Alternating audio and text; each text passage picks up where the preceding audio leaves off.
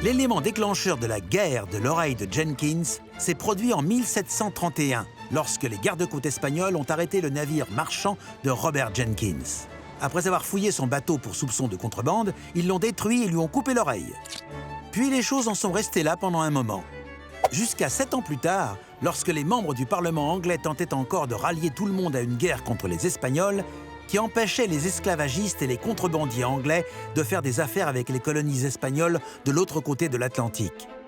Soudain, quelqu'un s'est souvenu de l'oreille de Jenkins. Il a alors été convoqué à la Chambre des communes et a brandi son oreille dans un bocal à cornichons. Et ça a été suffisant pour déclarer la guerre à l'Espagne. Pourtant, même cela n'est pas la raison la plus improbable et fantaisiste pour déclarer une guerre. Cette distinction va tout droit à la guerre des pâtisseries.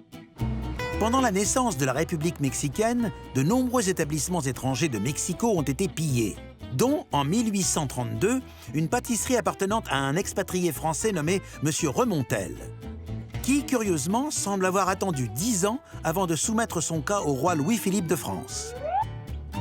Voyant une occasion en or de régler toutes sortes de griefs avec le Mexique, Louis a accepté de l'aider.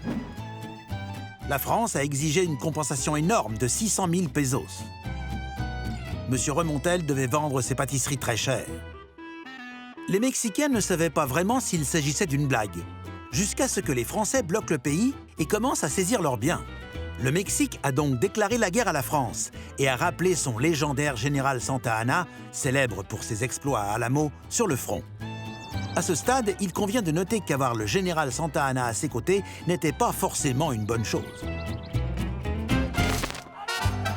Malgré la grande victoire d'Alamo, l'autoproclamé Napoléon de l'Ouest avait en effet perdu la guerre contre la République texane dissidente, pourtant dépassée en nombre et en armes.